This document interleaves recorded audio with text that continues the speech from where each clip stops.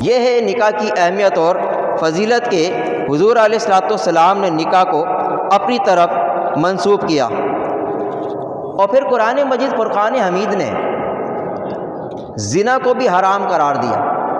چنانچہ قرآن پڑھ کر دیکھو، اللہ فرماتا ہے، اللہ تعالیٰ ارشاد فرماتا ہے وَلَا تَقْرَبُوا الزِّنَا إِنَّهُ كَانَ فَاحِشًا۔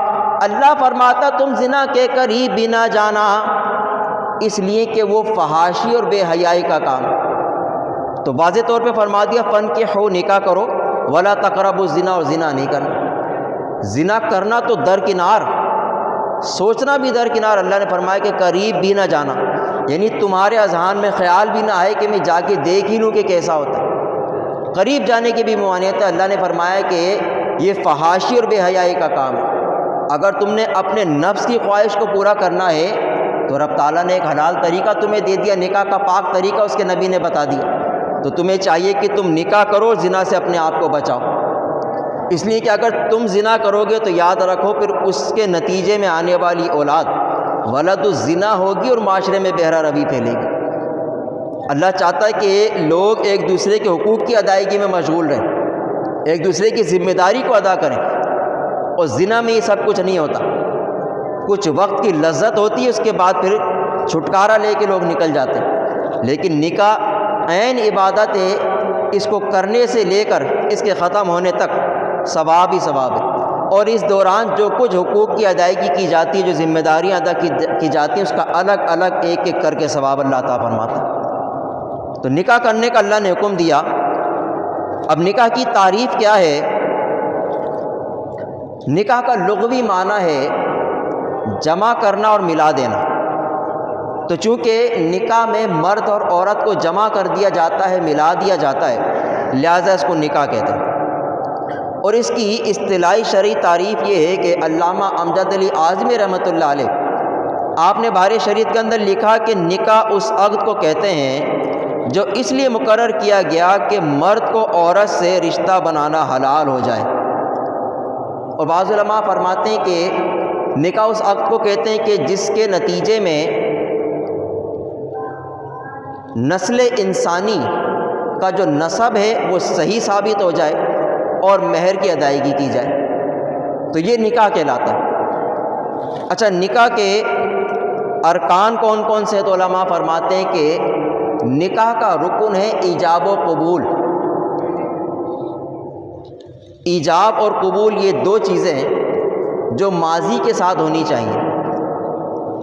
جس شخص کو پہلے پیشکش کی جائے گی نکاح کی، اس جملے کو ایجاب کہیں گے، اور اس کے جواب میں جو کچھ کہا جائے گا اس کو قبول کہا جاتا ہے۔ مثلا کوئی عورت کہے کہ میں نے اپنے آپ کو تیرے نکاح میں دیا، یہ کہلاتا ہے ایجاب، اور سامنے والا شخص کہے کہ میں نے ان گواہوں کی موجودگی میں تجھے اپنے نکاح میں قبول کیا، یہ کہلاتا ہے قبول۔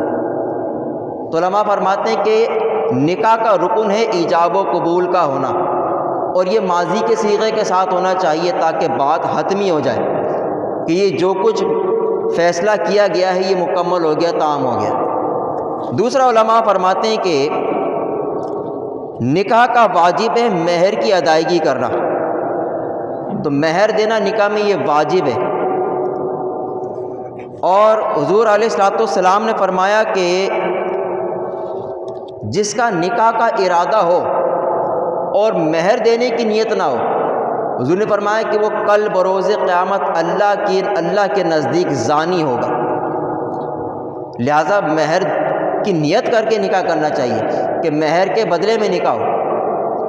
اور قرآن میں بھی مہر کو اللہ نے فرض قرار دیا۔ اللہ فرماتا ہے، اللہ تعالیٰ ارشاد فرماتا ہے قد علمنا ما فرضنا علیہم فی ازواجہم۔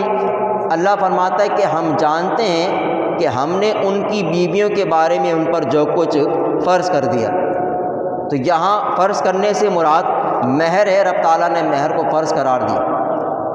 کتنا مہر ہونا چاہیے؟ کم سے کم احناف کے نزدیک 10 درہم مہر کی مقدار ہے، اور زیادہ سے زیادہ علماء فرماتے ہیں کہ کم از کم اتنا مہر ہو کہ اگر شوہر طلاق دے دے یا نکاح کے بعد اس کا انتقال ہو جائے تو تو عورت اپنی عدت کے ایام پرسکون طریقے سے گزار سکے، اور ان ایام میں اس کا گزر اوقات اس مہر کی رقم سے ہوتا رہے۔ اتنا مہر کم از کم دینا چاہیے۔ ہمارے یہاں زیادہ مہر رکھوا لیں تو بھی لوگوں کو اعتراض، اور بالکل کم کر دیں تو بھی لوگوں کو اعتراض۔ تو اعتدال کی راہ اختیار کرنی چاہیے، جتنا خوش دلی سے ادا کیا جا سکے اتنا مہر رکھنا چاہیے۔ تو مہر کی ادائیگی یہ ضروری ہے، وگرنہ اس کا نتیجہ کیا ہے وہ میں نے آپ کے سامنے بیان کر دیا۔ تو مہر دینا واجب ہے۔ تیسرا، علماء فرماتے ہیں کہ نکاح کی شرائط، تو فرماتے ہیں کہ نکاح میں گواہوں کا ہونا یہ شرط ہے۔ اگر بغیر گواہوں کے نکاح کیا تو وہ نکاح ہوگا ہی نہیں۔ اسی طرح نکاح کی شرط ہے عاقل اور بالغ ہونا۔